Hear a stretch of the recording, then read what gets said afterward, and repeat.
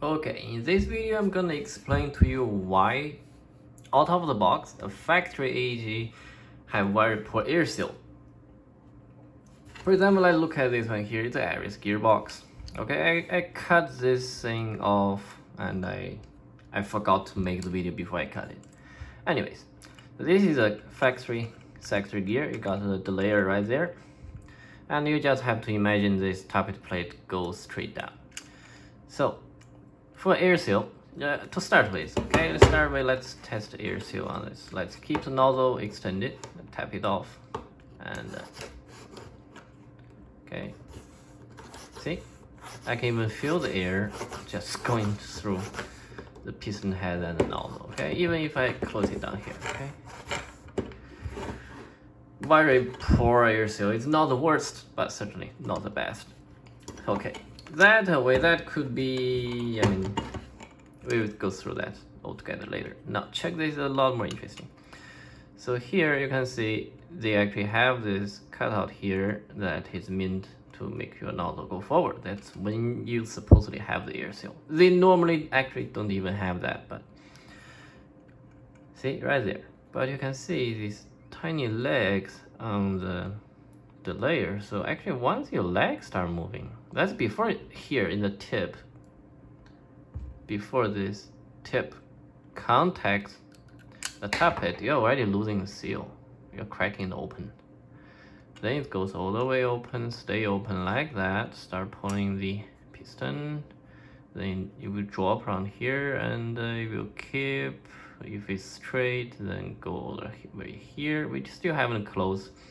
Now the nozzle is shut off and it still keeps spinning and actually release the piston, and immediately at the same time it already cracks the air seal. So you don't have air seal at the nozzle neither. So why do they do this, right? I mean, everybody, if you take aftermarket gear and you do it, you normally first, let's get rid of the layer chip. All right, that's great.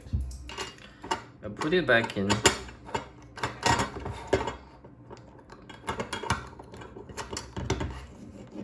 And now you have it, and this is a lot better. So this one opens, pulls back the piston, and you can see I trim it off, and now it goes.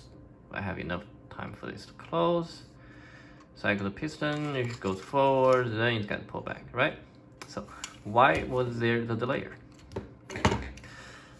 Now, for the factory's point, for them, it's actually better if I just turn off the light and let the camera adjust. Yes. So for the factory, it's a lot better a gun that fires weak but fires than a broken gun. And it's a lot better to have the gun feed and shoot than a gun that doesn't feed at all. So that's why they have these things. I wouldn't say, I'm not sure if number one. I haven't touched enough guns to say that, but I would say so far all the guns from my teammates and friends that broke is usually a stripped piston, cracked bearings either from the pinion or either on the bevel or the spur gear, and stripped spur gears, and that's usually caused by one thing, and that's premature engagement. Premature engagement, I mean, if you're following my channel, you should know what it is. So basically that's when you have you either have a really weak spring, okay, and you're firing a really heavy round and your hope up pressure to hop that round just jams the BB can up there, and the piston moves slowly. You have an air seal, right? You are supposed to have an air seal, and when it's moving forward, your gear is already start engaging and it just cracks. If you start with a plastic piston and you strip the piston, it just grinds like this. Yeah. And if you have a tougher piston, I mean, it just locks up, and the spur gear is under the most tension mostly. You crack either if you have a bearing, you crack the bearing. If you don't, and it's a weak, these powder gears, you crack the gear. If you have everything beefy, when you remove the piston, you normally can see the last few racks quite shiny, and the same thing on the sector. So on the factory point, how do they? I mean, they produce guns like this gun, if I remember correctly. In the best case, they comes with M120, and its chronos like 300 and something. I can get a gun near good air seal. I can use the M100 and shoot above 300. Okay, that's with good air seal. So, but for them, it's much better to have a gun that is shooting, that is feeding, than a gun that breaks. Okay, you buy the gun, let's say some place that requires a weak spring or whatever, and you make it. They have to fulfill its market. It's easier for them to make it weaker, and people upgrade. I think they accept until this point that people upgrade the guns when they need to. So they play it safe. Okay, always not having air seal on the piston. So let's say, oh great, your gun jammed. No problem, your piston keeps moving forward. Alright, albeit slowly. And in the absolute worst case, so why does this bar right here? It's meant to crack open the nozzle to break the air seal, even if the piston is still jammed in there. Okay, let's say you actually have a seal, and the nozzle jams. So it would crack open the nozzle before it contacts piston. So this thing can go forward. That's the same with the delayer.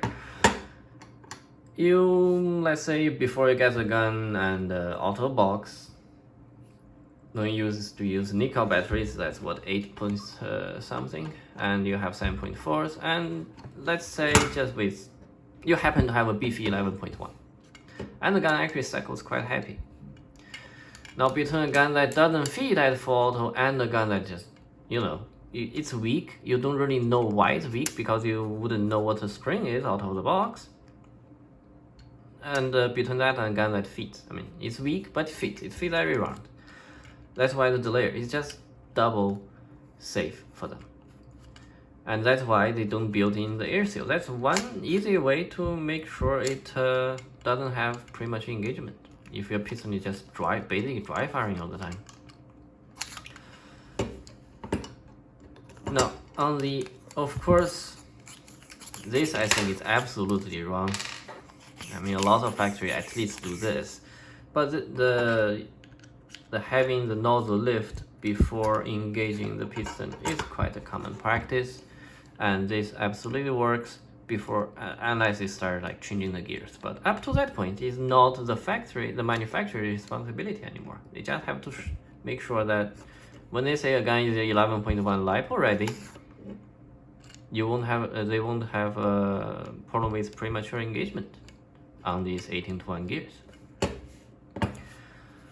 Okay, now I'm gonna talk a little bit about how to build this then to avoid such issues. For me, I love building two types of AEGs. I either build a DSG or I will build a DMR. Okay, in between is the place that for me is kind of sucks. So if I have a place that is low on FPS, so like the FPS restriction is below 1.5. How to avoid if I want high rate of fire and without having PME, that would be DSG. That's the easiest way.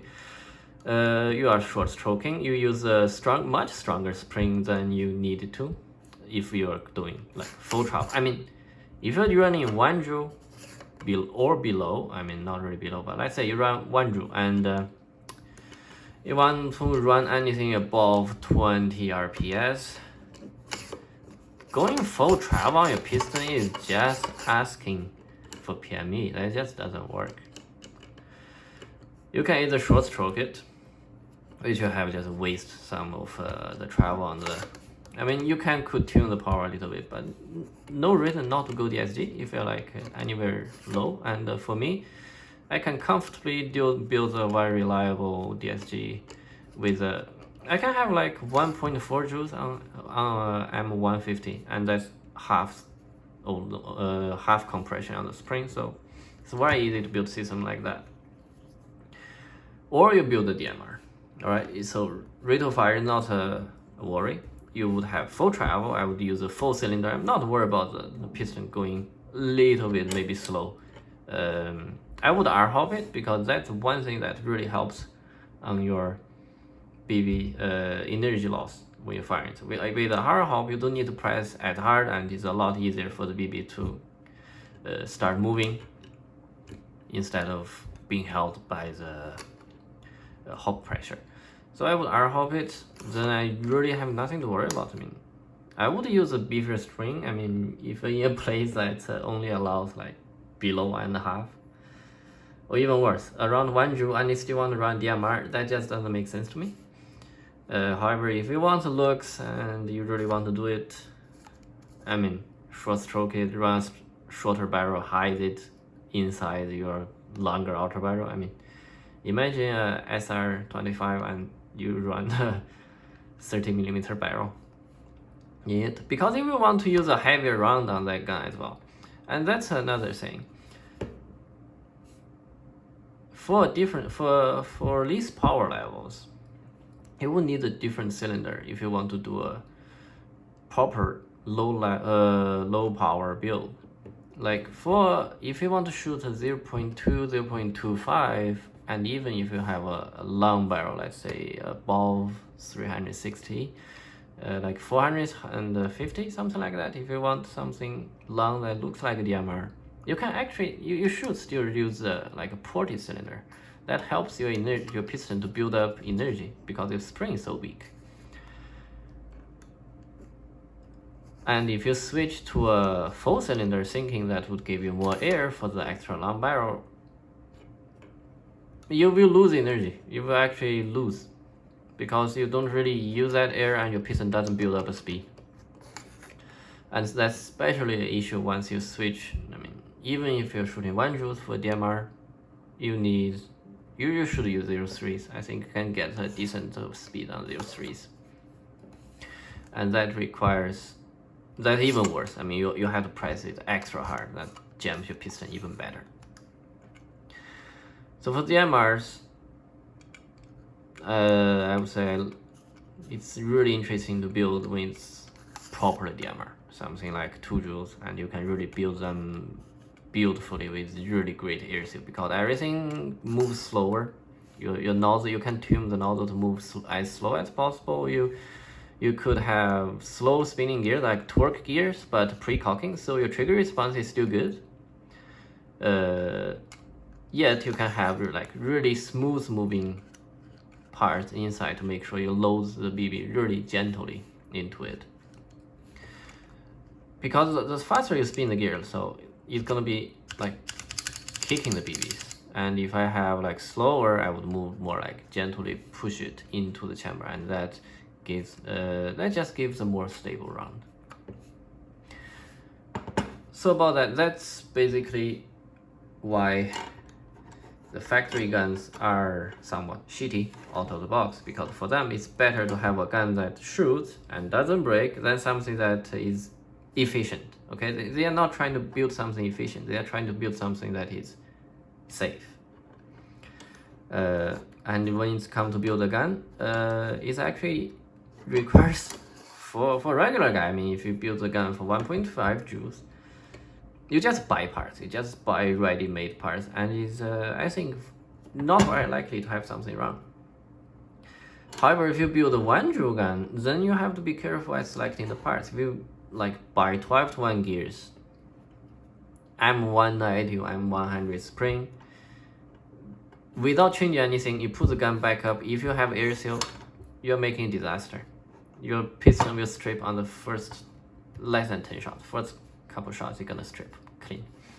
If you have ETU and a steel rack piston, you're probably gonna burn that thing. You're gonna jam, it's gonna burn, it's gonna destroy something. So yeah, thanks for watching, and see you next time.